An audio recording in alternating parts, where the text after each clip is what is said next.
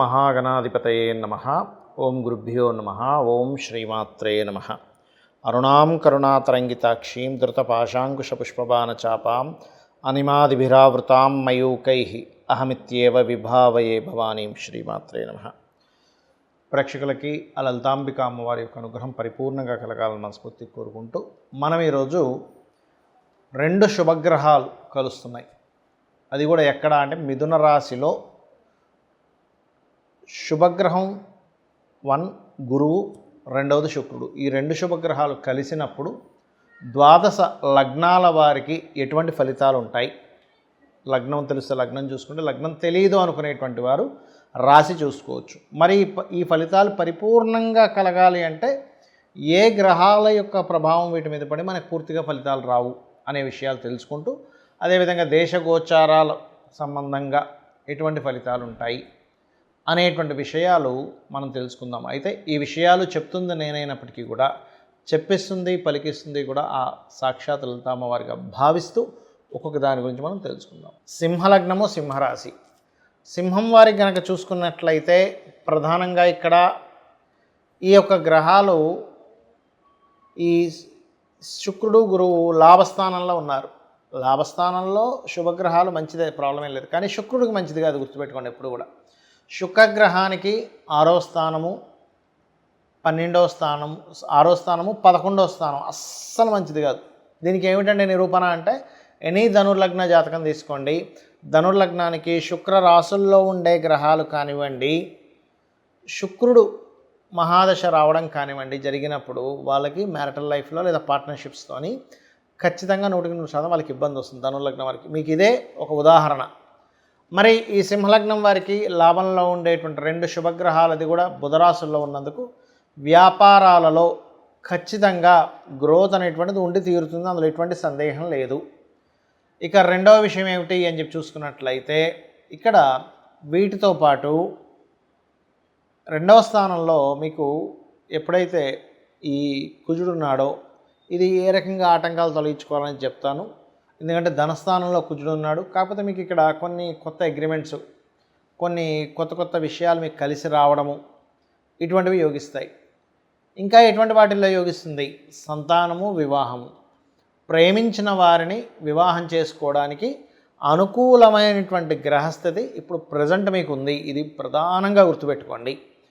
అలాగే మరొక విషయం ఏంటంటే ఇక్కడ మీరు ఏదైతే ఈ కుజశనుల యొక్క ప్రభావం ఎలాగ మీరు దీన్ని అర్థం చేసుకోవాలంటే కుటుంబ సభ్యులు, అలాగే ధన సంబంధించిన విషయాలు, అందులో ముఖ్యంగా ఇన్సూరెన్సెస్ నుంచి వచ్చేటువంటి ధనము, లేదా కొన్ని యాక్సిడెంటల్గా ఒక్కోసారి మనం ఖర్చు పెట్టేస్తుంటాం, అటువంటి విషయాల్లో కాస్త జాగ్రత్త వహించాలి ప్రధానంగా. అంటే ఇన్సూరెన్స్ చేయాల్సినవి ఏమైనా ఉన్నాయనుకోండి, వాటిని నెగ్లిజెన్సీ చేయకండి దయచేసి. నెగ్లిజెన్సీ చేయడం వల్ల ఇబ్బంది వస్తూ ఉంటుంది.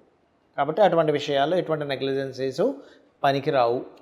ఇక మరొక విషయం ఏంటంటే ఇక్కడ గమనించుకున్నట్లయితే ఈ నవగ్రహాల్లో ముఖ్యంగా కుజశని గ్రహాల దగ్గర దీపారాధన చేయడము, కాస్త చండీ పారాయణం కానీ హనుమత్ సంబంధించినటువంటి పారాయణం కానీ చేసినట్లయితే అన్ని విధాలా మీకు బాగుంటుంది. ఇక్కడ ఏంటంటే ఈ 2 గ్రహాలు ఏవైతే కలిసి ఉన్నాయో ఈ కలిసినటువంటి శుక్రుడు గురువు మీ జన్మజాతకంలో గనక కలిసి ఉంటే మరింత అద్భుతమైనటువంటి ఫలితాలు వస్తాయి, గుర్తుపెట్టుకోండి. అలా కాకుండా మీకు మిథునంలో ఇంకేదైనా పాపగ్రహాలు కనుక ఉన్నట్లయితే కొంత సమస్య నుంచి బయటపడతారు. ఇక్కడ ఎలా అంటే ఏదైనా 2 గ్రహాలు మంచి శుభగ్రహాలు కావచ్చు, పాపగ్రహాలు కావచ్చు, గుర్తుపెట్టుకోండి. అలా 2 గ్రహాలు వీక్షణలో కానీ కంజాయిండ్ అంటే కలిసి ఉండడం కానీ జరిగినప్పుడు అది గోచారంలో కలిగినటువంటి ఫలితాలు, గోచారపరంగా ఫలితాలు ఎలా ఇస్తాయో మీ జన్మజాతకంలో కూడా ఆల్రెడీ మీకు మీ పర్సనల్ చార్ట్లో ఉంటే అది ఇంకొంచెం ఎనర్జైజ్ చేస్తుంది. ఓకే, అంటే ఎలాగా అంటే ఒక వ్యక్తి గవర్నమెంట్ జాబ్స్ కోసం చక్కగా ప్రిపేర్ అయ్యాడు. గవర్నమెంట్ జాబ్స్ను వదిలింది అప్పుడే, అంటే టీచర్ జాబ్స్ పోస్ట్ వేస్తున్నాము, లేకపోతే రైల్వేనో, ఏపీఎస్ఆర్టీసీ, బ్యాంకింగ్, వెంటనే ప్రిపేర్ అయ్యి ఉన్న వ్యక్తికి వెంటనే అదొక అవకాశంగా ఆయనకి వచ్చి ఆనందపడి దానిలో సక్సెస్ అవుతాడు. అదేవిధంగా కొన్ని ఉంటాయి, మనుషులు తప్పిదాలు చేస్తుంటారు సాధారణంగా. అంటే అలాగా కొన్ని ఫైన్స్ కట్టకుండాను కొన్ని ఉంటాయి. ఇన్సూరెన్స్ చేయకుండా ఉండేవేవో. అలాంటప్పుడు ఏదైనా ప్రమాదం జరిగింది, అప్పుడేమవుతుంది, అయ్యో ఇన్సూరెన్స్ చేయకపోవడం వల్ల ఇబ్బంది కలిగింది కదా అని అంటాం. అంటే పాపగ్రహాల యొక్క ట్రాన్సిట్ వచ్చినప్పుడు అటువంటిది, శుభగ్రహ ట్రాన్సిట్ వచ్చినప్పుడు ఇటువంటివి మీకు కలుగుతాయి, గుర్తుపెట్టుకోండి. అయితే ఇది మరి దేశకాల గోచారాల మీద ఎటువంటి ప్రభావం చూపిస్తుంది? గురుగ్రహము శుక్రుడితో ఉన్నాడు. ఒక రకంగా చెప్పాలంటే ఇది కొంతవరకు గోల్డ్, లేకపోతే మనకి గమనించుకున్నట్లయితే గోల్డ్ విషయంలోని కొంత ప్రోగ్రెస్ని ఇచ్చేటువంటి కాంబినేషన్ ఇది కొంతవరకు. కాకపోతే ఈ శని కుజులు మీన కన్యా రాశుల్లో ఉన్నందుకు కొంచెం స్ట్రెస్సు, అప్ అండ్ డౌన్స్ కూడా ఇస్తుందండి. ఇది ఫ్లక్చువేషన్స్ బాగా ఇస్తుంది ఇక్కడది. దీంతోపాటు గురు సమానులు లేదా టీచర్స్కి, అందులో ముఖ్యంగా స్త్రీ సంబంధంగా, స్త్రీ మూలక సంబంధంగా గురువులకి, లేకపోతే ఆల్రెడీ స్త్రీలు గురుత్వ సంబంధించిన వాటిలో ఉండేటువంటి వారికి కొంత ఇబ్బందులను ఎదుర్కొనేటువంటి యోగాన్ని ఇస్తుంది. అంటే గురుత్వ సంబంధించిన వాటిలో బ్రాహ్మణ్స్కి కావచ్చు, పురోహితులకు కావచ్చు, గురువులుగా చలామణి అవుతున్నటువంటి వారికి కావచ్చు, లేకపోతే మంచి ఆధ్యాత్మిక రంగాల్లో ఉండేటువంటి వారి మీద కొంతవరకు బురద జల్లేటువంటి విషయం కావచ్చు. ఇటువంటివన్నీ కూడా అంటే వాళ్ళకి ప్రమాదం కానివ్వండి, వాళ్ళ లైఫ్లో కొంచెం ఎక్కువ అప్ అండ్ డౌన్ చూడడం కానివ్వండి, ఇటువంటివి ఎక్కువగా ఏర్పడతాయండి. ఈ గోల్డ్ రిలేటెడ్ సంబంధించిన విషయాలు కూడా ఎక్కువ ఫ్లక్చువేషన్. ఎందుకంటే మిథున రాశుల్లో ఉంది ఇది. ఇక్కడ ఏంటంటే మిథునము దిస్వభావ రాశి, బుధుడు యొక్క రాశే, కన్యా బుధుడు యొక్క రాశే. అప్పుడు ఏమవుతుంటుంది, అది ఈ కుజశనులు ఈ 4 దిస్వభావ రాశుల్లో ఎప్పుడైతే మనకి మిథునంలోని, కన్యలోని, ధనస్సులోని, మీనంలోని ఈ 4 గ్రహాల్లో ఉండే గ్రహాలు వాటికి అవి కనెక్టివిటీ పెట్టుకుంటాయి. కాబట్టి ఈ విషయంలో కాస్త జాగ్రత్త వహిస్తూ ఉండాలి. మరి దీనికి పరిహారం ఏంటి యూనివర్సల్గా? ఎందుకంటే అందరికీ జన్మజాతకాలు ఉండవు. ఎందుకంటే జన్మజాతకం కనుకుంటే మీకు లగ్నం నుంచి 12 భావాలు ఏమేమయ్యాయి, లగ్నం ఎలా ఉందో దాన్ని బట్టి మీ యొక్క జీవితము, కుటుంబ స్థానాన్ని బట్టి మీకు ధనము ఎలా ఉంది, కుటుంబంతో కమ్యూనికేషన్స్ ఎలా ఉంటాయి, 3వ స్థానాన్ని బట్టి మీకు సిబ్లింగ్స్తోని, 4వ స్థానాన్ని బట్టి మీ ప్రాపర్టీ, ఆస్తి సంబంధించిన విషయాలు కావచ్చు, విద్యా సంబంధించిన విషయాలు కావచ్చు, తల్లిగారికి సంబంధించిన విషయాలు కావచ్చు, 5 సంతానము, 6 రుణరోగ శత్రువులు, 7 అనేటువంటిది వివాహ జీవితము, 8 అనేటువంటిది ఆకస్మిక సంఘటనలు, 9వ స్థానం హైయర్ ఎడ్యుకేషను, తండ్రికి సంబంధించిన మీ స్పిరిచువల్ అండ్ గురుబలానికి సంబంధించినటువంటి దశమం వృత్తి, 11 అనేటువంటిది వ్యాపారాలు, 12 అనేటువంటిది మీ ఎక్స్పెండిచర్స్, మీ ఇన్వెస్ట్మెంట్స్ ఎప్పుడు చేస్తే బాగుంటుంది అనేటువంటిది చాలా స్పష్టంగా తెలుస్తుంది.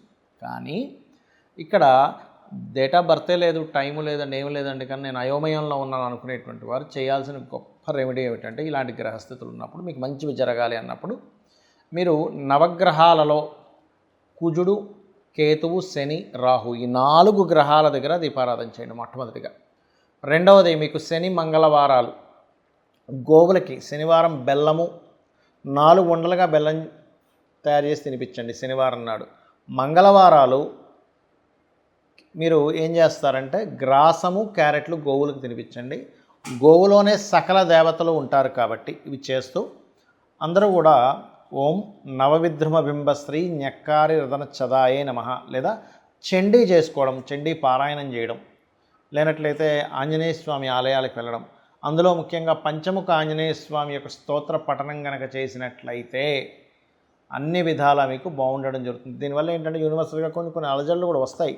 కాకపోతే ఇక్కడ ఏంటంటే మనం ఒకటి అర్థం చేసుకోవాల్సింది, లాస్ట్ టైము మనకి ఈ ఇబ్బందులు వచ్చే ముందు మన యొక్క ఈ పూరీ జగన్నాథ్ ఆలయంలో ఆ గెద్దొచ్చి జెండాను ఎత్తుకుపోయింది.